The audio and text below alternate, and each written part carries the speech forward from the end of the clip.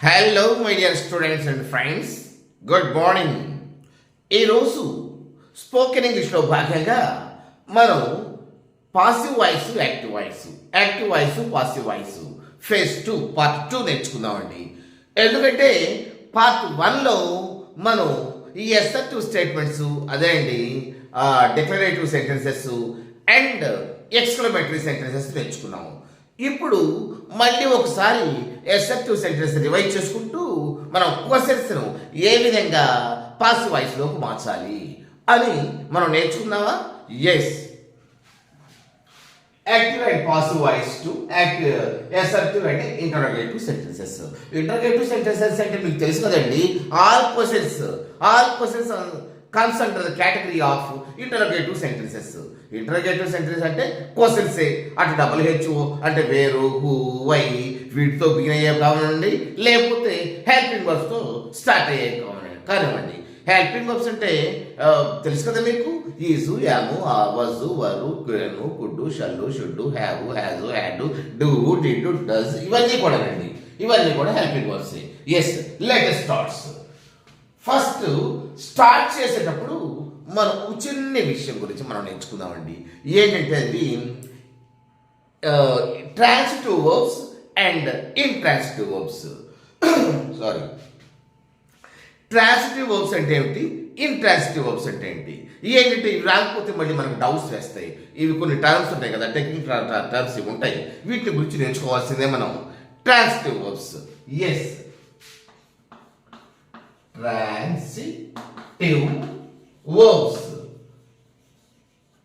Transitive verbs అంటే transitive verbs అంటే it won't stand on its own. తనకు తానుగా అది నిలబడలేదు. It needs the help of the an object. తనకు తాను నిలబడలేదండి, ఇంకో దాని మీద ఆధారపడి ఉంటుంది. ఒకవేళ అది రాసినప్పటికీ కూడా అది ఇన్కంప్లీట్గా ఉంటుంది. క్వశ్చన్స్ వస్తాయి, ఏంటి, ఎక్కడ అనే క్వశ్చన్స్ వస్తాయి, కంప్లీట్ సెంటెన్స్ అవ్వదు. అవి ఎగ్జాంపుల్ ఏంటో చూద్దామా? Yes, Rama eat. Rama eat what? ఎయిత్ నాడు రాముడు. మళ్ళీ క్వశ్చన్ వస్తుంది, it does not complete. It is not a complete sentence, it is incomplete sentence. ఎందుకంటే క్వశ్చన్ వస్తుంది, Rama eat. What did Rama eat? Rama take. Yes, what did Rama take? రాముడు ఏం తీసుకున్నాడు అని క్వశ్చన్ వస్తుంది. It is not a complete sentence. It is not complete sentence. In order to make complete sentence చేయాలంటే something కావాలి. ఏమిటి? Rama eat an apple. Rama eat an apple. Rama take a mango. ఏదో something, ఏ mango. ఇప్పుడు కంప్లీట్ సెంటెన్స్ అయింది. Isn't it? అంటే ఈ ఈటు, టేకు అట్లానే వదిలేసేస్తే complete అవ్వదు. It depends on something, that is the object. అదే ఆబ్జెక్ట్. Isn't it? ఆబ్జెక్ట్ కొన్ని వర్బ్స్కి లేకపోయినా సరిపోతుంది, కానీ కొన్నింటికి మాత్రం తప్పకుండా కావాలి. ఆ ఆబ్జెక్ట్ లేకపోతే ఆ వర్బ్స్ కంప్లీట్గా ఉండదు. ఆ వర్బ్స్తో కంప్లీట్ సెంటెన్స్ మనం చేయలేము. ఎస్, ఇటువంటి వర్బ్స్ని మనం ట్రాన్సిటివ్ వర్బ్స్ అంటామండి. ట్రాన్సిటివ్ వర్బ్స్ అంటే it has a direct object ఉంటుంది. ట్రాన్సిటివ్ వర్బ్ రాస్తే ఆబ్జెక్ట్ డైరెక్ట్గా రాయవలసిందే. If it stands on its own, సొంతగా కనుక నిలబెడితే, ఏమీ ఆబ్జెక్ట్ రాయకపోతే it is not a complete sentence అవ్వదు. ఇటువంటి వర్బ్స్ మనం ట్రాన్సిటివ్ వర్బ్స్ అంటామండి. ఇంకొకటి ఎగ్జాంపుల్ రాద్దామా? Yes, Bhima push. ఎవరిని పుష్డ్ అనుకుందాం. భీమ పుష్డ్. ఎవరిని పుష్ చేశాడు? భీమ పుష్డ్ రామ అని రాసాం అనుకోండి, రాముని తోసేశాడు అని రాసాం అనుకోండి. ఎస్, కంప్లీట్ సెన్స్ వస్తుంది మనకు. ఇటువంటి వర్బ్స్ మనం ట్రాన్సిటివ్ వర్బ్స్ అంటాం. కొన్ని ట్రాన్సిటివ్ వర్బ్స్ రాస్తున్నాను చూడండి, మీకు కొన్ని అర్థమవుతుంది. దీన్ని బట్టి మీకు ఈజీగా ఎస్ టేక్ రాశాం కదా, push push, eat, wash, learn LEARN learn, hug, love, right, ఇట్లా చాలా. Take, Rama take, what did Rama take? Rama take an apple.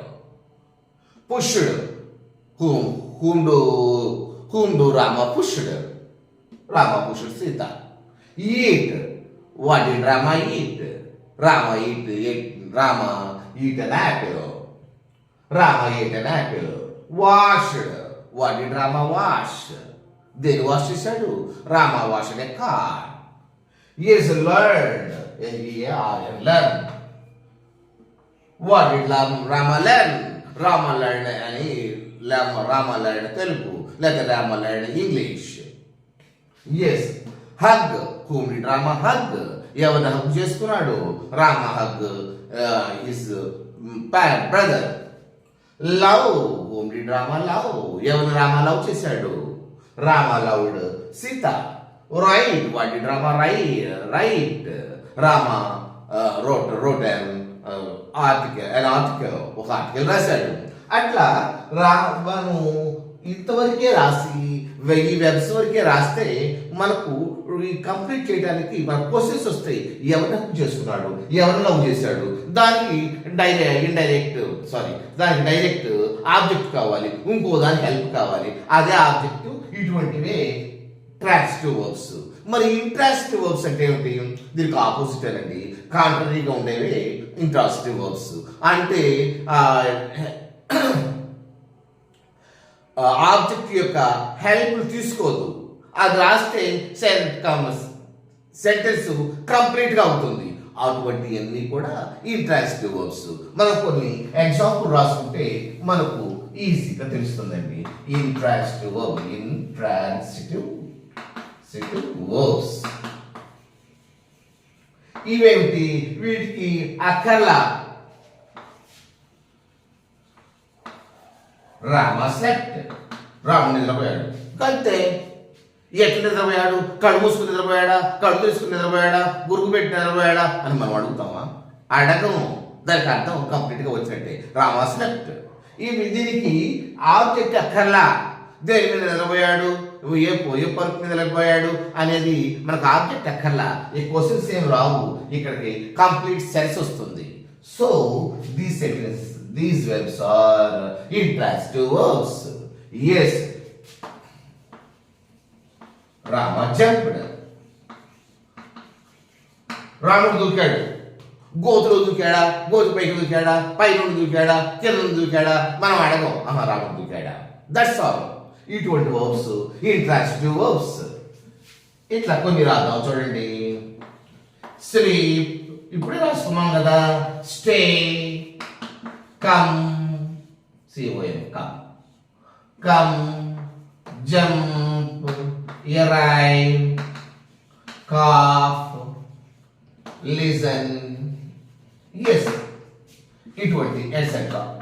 ఇటువంటి అన్ని కూడా మనకు ఇంట్రాన్సిటివ్ వర్బ్స్ అండి. ఈ వర్బ్స్ తో మనం రాస్తే ఆబ్జెక్ట్ అక్కర్లా, అంతవరకు సెన్స్ వస్తుంది. ఫర్ ఎగ్జాంపుల్,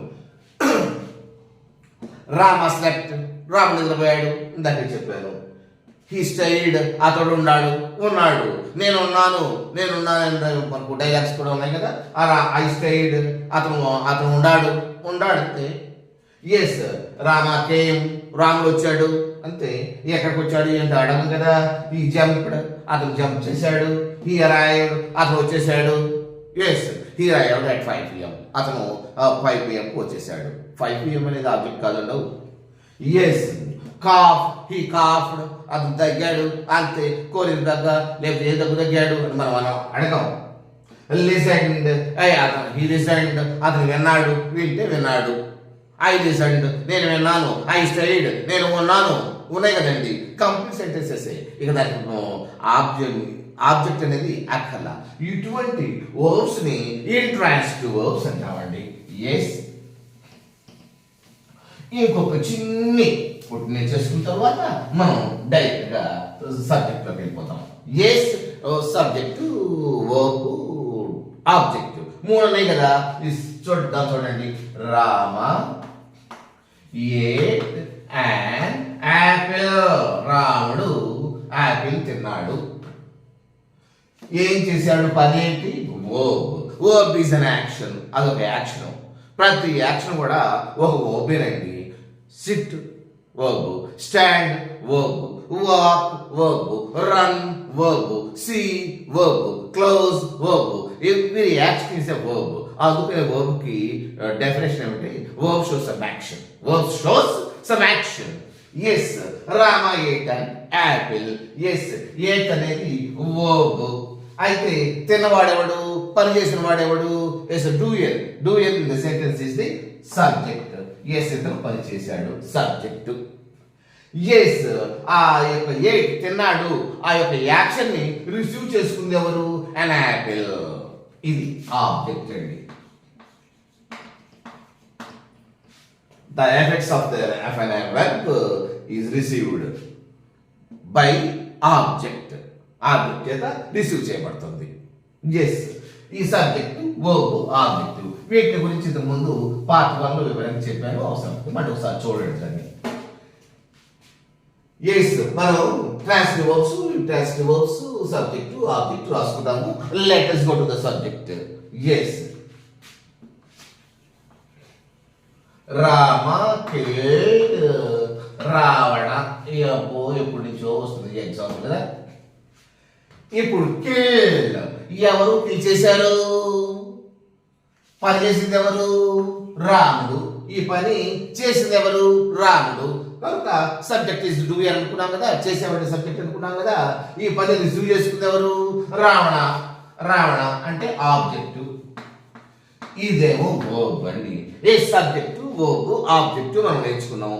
ఇప్పుడు మనకు 5 సూత్రాలు ఉన్నాయి, 5 సూత్రాలు ఉన్నాయి మనకు యాక్టివ్ వాయిస్ ని పాసివ్ వాయిస్ మార్చుకోవడానికి. అసలు యాక్టివ్ వాయిస్ పాసివ్ వాయిస్ మర్చిపోయాక చెప్పుకోవటం. ఈ యాక్టివ్ వాయిస్ అంటే యాక్టివ్ గా ఉంటుంది. నెక్స్ట్ పాసివ్ వాయిస్ అంటే పాసివ్ గా అంటే డల్ గా ఉంటుందండి. ఎవరు డల్ గా ఉంటారు? ఎవరు పాసివ్ యాక్టివ్ గా ఉంటారు? ఎస్ సబ్జెక్ట్ యాక్టివ్ గా ఉంటే యాక్టివ్ వాయిస్ అంటామండి. సబ్జెక్ట్ డల్ గా ఉంటే దాని యొక్క ఇంపార్టెన్స్ తగ్గితే లేకపోయినా కూడా దాన్ని పాసివ్ వాయిస్ అనుకుంటాం. అంటే ఆబ్జెక్ట్ కొంచెం యాక్టివ్ గా ఉంటుంది. పాసివ్ గా ఉండవలసిన ఆబ్జెక్టు యాక్టివ్ గా ఉంటుంది, అది పాసివ్ వాయిస్. యాక్టివ్ గా ఉండవలసిన సబ్జెక్టు పాసివ్ గా ఉంటుంది, అది పాసివ్ వాయిస్. ఎస్ ఇదండి. ఎందుకు 5 రూల్స్ ఉన్నాయని ఉన్నాం కదా. ఒకటి ఆబ్జెక్ట్ సబ్జెక్ట్ గా రాద్దామండి. రావణ అదొక రూల్. తరువాత బీ ఫామ్ రాద్దాం. బీ ఫామ్ తెలుసు కదా. యాను యూజు ఆరు వరు బస్సు బీయింగ్ ఇవన్నీ బీ ఫామ్స్. ఈ 8 ఉన్నాయి పెట్టుకుంటాను. వీటిని బీ ఫామ్స్ అంటామండి. బీ ఫామ్స్ రాయాలి. ఏ బీ ఫామ్ రాస్తాం? ఎలా రాస్తాం? వర్బ్ని బట్టి మనం బీ ఫామ్స్ రాస్తాం. వర్బ్ పాస్ట్ టెన్స్ అనుకోండి. పాస్ట్ టెన్స్ అయితే యాను ఈజు ఆరు ఈ 3 రాయాలి. ఈ ఆరు ఎప్పుడు కూడా ఐ తర్వాత వస్తుంది, దాని పక్కన పెట్టండి. ఇక్కడ ఐ లేదు కదా. ఇంకా ఉంది ఈజు ఆరు. ఈ రెండిట్లో ఏం రాస్తాం? ఎప్పుడు వెర్బ్ ప్రెజెంట్ టెన్స్ అయితే ఈజు, ఇది సింగులర్ అయితే ఈజు, ప్లూరల్ అయితే ఆర్ రాస్తాం. ఓకే ఇది ప్రెజెంట్ టెన్స్ కాదు. ఆ మూడింటిని పక్కన తోసేసేయండి. నెక్స్ట్ వజు వర్ ఉన్నాయి. మరి వజ్ రాస్తామా వర్ రాస్తామా? ఇది సింగులర్ అయితే వజ్ రాస్తాం, ప్లూరల్ అయితే వర్ రాస్తాం. మరి రావణ అంటే ఒక్కడే కదా, సింగులరే కదా, వజ్ రాయాలి కదా మనం. Ravana was. Yes third form verb third form రాయాలండి. Kill Ravana was killed. తర్వాత బై ప్రపోజిషన్ రాయాలి. బై తరువాత రామ రాద్దామండి. Yes Ravana was killed by Rama. Are able to understand? Very good. వీటిని మనం ఎస్ఎల్క్యూ సెంటెన్సెస్ అంటాం, లేకపోతే డిక్లరేటివ్ అంటాం, లేకపోతే స్టేట్మెంట్స్ అంటాం అండి. ఇవి ఎట్లా మార్చాలి? ఇప్పుడు మనం చేయవలసింది ఏంటంటే, మనం కొత్తగా నేర్చుకోవాల్సింది ఏంటంటే ఇంటర్గేటివ్ సెంటెన్సెస్ ని ఏ విధంగా మార్చాలి అంటే క్వశ్చన్స్ ని ఏ విధంగా మార్చాలో మనం నేర్చుకుందామా? ఎందుకంటే ఇది ఆల్రెడీ మనం పార్ట్ 1 లో బాగా నేర్చుకున్నామండి. ఇప్పుడు కొత్తగా నేర్చుకోపోయేది ఏంటంటే ఇంటర్గేటివ్ సెంటెన్సెస్. ఎస్ ఇప్పుడు ఇదంతా కూడా ఇంట్రడక్షన్. ఎస్ అసలు సబ్జెక్ట్ వచ్చేసేద్దామా? ఇంటర్గేటివ్ సెంటెన్సెస్ రాద్దామా? ఇంటర్గేటివ్ సెంటెన్సెస్ అంటే ఏమిటంటే క్వశ్చన్స్. ఎస్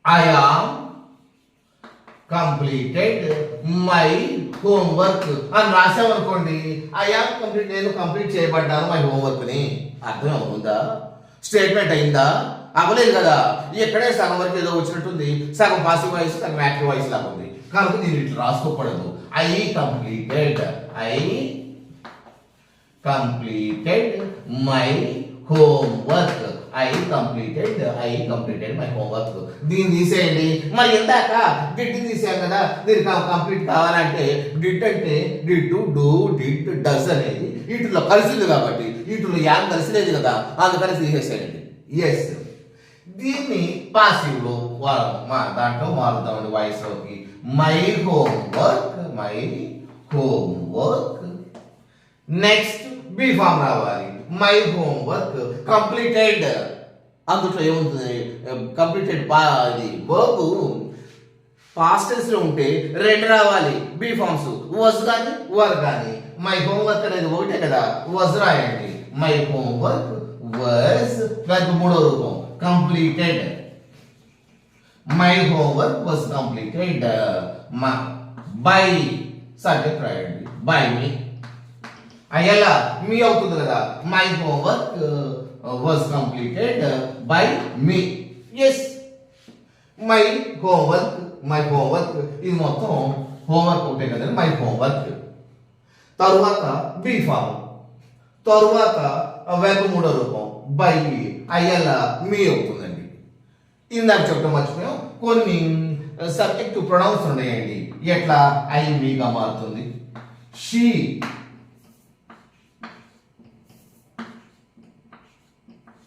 హర్గా మారుతుంది, హీ హిమ్గా మారుతుంది, దే దెమ్గా. ఈ సబ్జెక్ట్స్ కానీ ఆబ్జెక్ట్స్ కానీ వస్తే ఇట్లా మారుతాయండి. ఐ మీ కానీ, షీ హర్ కానీ, హీ హిమ్గా కానీ, దే దెమ్గా కానీ మారుతాయి. ఇక్కడ మనకు ఐ వచ్చింది కాబట్టి ఈ ఐ సబ్జెక్టు మీగా మారింది. Yes, my homework was completed by me. Very good. Sorry, అయ్యో చెప్పేసాం కదా. My homework was completed by me. ఇది కదా మనం ఇక్కడ పాసివ్ వాయిస్ లో మార్చాం కదా. మనం క్వశ్చన్ ని స్టేట్మెంట్ లో మార్చాం, చెప్పేసాం కాబట్టి దీన్ని పాసివ్ వాయిస్ లో మార్చేసామా? My homework was completed by me. Yes, ఇంకొక చెప్పేసాం కాబట్టి ఇంకొక ఎగ్జాంపుల్ వివరంగా రాద్దాం. చూడండి. Yes, have you cooked, COOKED, have you cooked the food. Question mark. ఇది క్వశ్చన్ రాసామండి. ఇప్పుడు దీని స్టేట్మెంట్స్ లో రాయాలి. You have cooked, cooked the food. నువ్వు ఫుడ్ కుక్ చేశావు. పర్ఫెక్ట్ సెంటెన్సెస్, పర్ఫెక్ట్ టెన్స్ కదా. Yes, perfect tense. You have cooked the food. Right. దీన్ని మనం పాసివ్ వాయిస్ లో మారుదాం. ద ఫుడ్ తర్వాత హ్యావ్ వచ్చింది కాబట్టి హ్యావ్ రాసుకుందాం అండి. అక్కడ వచ్చి దాన్ని ఎందుకు వదులుతాం? హ్యావ్. ఇప్పుడు రాసుకోవాలి బీ ఫామ్. పర్ఫెక్ట్ టెన్స్ లో బీ ఫామ్ బీన్ కదా రాసుకునేది. హ్యావ్ వచ్చినా, హ్యాస్ వచ్చినా, హ్యాడ్ వచ్చినా కూడా అది పర్ఫెక్ట్ టెన్స్ లో ఉన్నట్టు. అప్పుడు బీ ఫామ్ బీన్ రాసుకుంటాం. Been, the food, have been. Verb మూడో రూపం cooked, COCKED, cooked. Next by preposition. By you వల్ల యుగానే ఉంటుందండి, అదే మారు.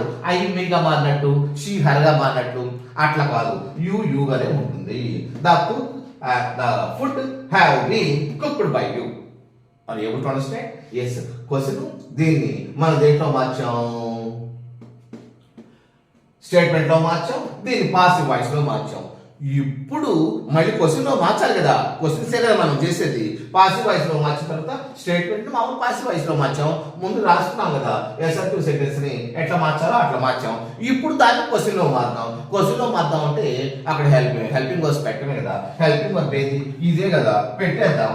Have the food. ఇది మొత్తం మామూలే. Been, COOKD cooked by you. ఇంకేం లేదండి, ఆ హెల్పింగ్ వర్బ్ ముందు పెట్టేసేసి చివర క్వశ్చన్ మార్క్ పెట్టాం, మధ్యలో షారావా ఉన్నాయి. Are able to understand. ఇంకొక ఎగ్జాంపుల్ చూద్దామండి. ఇంకొక ఎగ్జాంపుల్ తో ఫైనల్ చేసేసుకుందామా. Yes, do you love me, do you love me వచ్చిందండి. డూ యూ లవ్ మీ, నువ్వు నన్ను ప్రేమిస్తున్నావా? ఎస్. దీన్ని స్టేట్మెంట్ లో మార్చుకుందాం. ఈ డూ తీసేసి సరిపోతుంది కదా. యూ లవ్ మీ, నువ్వు నన్ను ప్రేమిస్తున్నావు. ఇక్కడ మరి లవ్ డూ కలుస్తుంది కదా అంటే ఎస్, లవ్ అంటే ఏమండి, డూ ప్లస్ లవ్వే కదా, దాని ఏం మారదు. వీళ్ళు డూ తీసేసినా కూడా లవ్ లవ్ గానే ఉంటుంది. డిడ్ అయితే లవ్ గానే వస్తుంది, డస్ అయితే లవ్స్ గా వస్తుంది, కానీ డూ కాబట్టి మామూలు యాక్టివిటీస్ గానే ఉంటుంది. యూ లవ్ మీ కోసం యూ లవ్ మీ అంతే. డూ యూ లవ్ మీ, నన్ను ప్రేమిస్తున్నావా? యూ లవ్ మీ, నన్ను ప్రేమిస్తున్నావు. దీన్ని పాసివ్ వాయిస్ లో మార్చుదామండి. ఎస్, మీ అలా ఆబ్జెక్ట్ లా సబ్జెక్ట్ గా మార్చేటప్పుడు మీ ఐగా వస్తుంది. ఐ. ఎస్, బి ఫామ్ ఏమి రాసుకోవాలి? ఐ తర్వాత యామ్ కానీ ఇస్ కానీ ఆర్ కానీ రాసుకోవాలి. యామ్ ఎప్పుడు? ఐ తర్వాత మాత్రమే యామ్ వస్తుంది. ఐ వచ్చింది కాబట్టి యామ్ రావాలి కదా. Yes, I am. Yes, loud, I am loud. Loud తర్వాత I am loud you. You గానే వస్తాం. ఐ యామ్ లౌడ్ యూ, నేను ప్రేమిస్తున్నాను. ఇది మనం పాస్, ఇదేంటండి, ఇది మనం ఏం రాసాము, పాస్ వాయిస్ లో రాసేసాము. బై యూ రాయాలి కదా. ఎస్ ఆబ్జెక్ట్ రాసాము, యామ్ రాసాము, మూడో రూపం రాసాము, బై రాసాము, యూ ఆ సబ్జెక్ట్ ఆబ్జెక్ట్ రాసాము. I am loved by you. Yes, మనం ఏం రాసాము, పాస్ వాయిస్ లో మార్చి రాసామా. ఈ క్వశ్చన్ లో మార్చడమే కదండి. అక్కడ ఏమైనా హెల్పింగ్ వర్బ్ ఉంటే ముందు పెట్టండి. ఇది హెల్పింగ్ వర్బే కదా. యామ్, యాము, ఈజు, అరు, వజు, వరు ఇవన్నీ కూడా. యామ్ తర్వాత ఐ లవ్, ఇది మామూలే మొత్తం. Am I loved by you. Question mark చివరి క్వశ్చన్ రాసాం కదా. Am I loved by you. అది ఏబుల్ టు అండర్స్టాండ్, మీకు అర్థమయ్యే ఉంటుంది. అర్థం కాకపోతే మళ్ళీ ఒకసారి పాస్ చేసుకొని ఒకసారి 2 సార్లు చూడండి. ఏదైనప్పటికీ కూడా మనం పడుకుపోయేటప్పుడు ఒకసారి ఏం చూసాము అని మరణ చేసుకుంటే మాత్రం తప్పకుండా మీకు తెలుస్తుందండి. ఎప్పుడైనా ఇటువంటి వీడియోని మధ్యలో ఆపకండి, చివరి వరకు చూడండి. మరి చాలా మంది చూస్తున్నారు కానీ లైక్ చేయట్లేదండి. Please like it. మీరు లైక్ చేస్తేనే కదా నాకు ఎంకరేజ్మెంట్ వచ్చేది. నాకు ఎంకరేజ్మెంట్ వచ్చి ఇటువంటి బాగా చెప్పాలంటే మీరు లైక్ చేయాలి. చేస్తారు కదా. Thank you.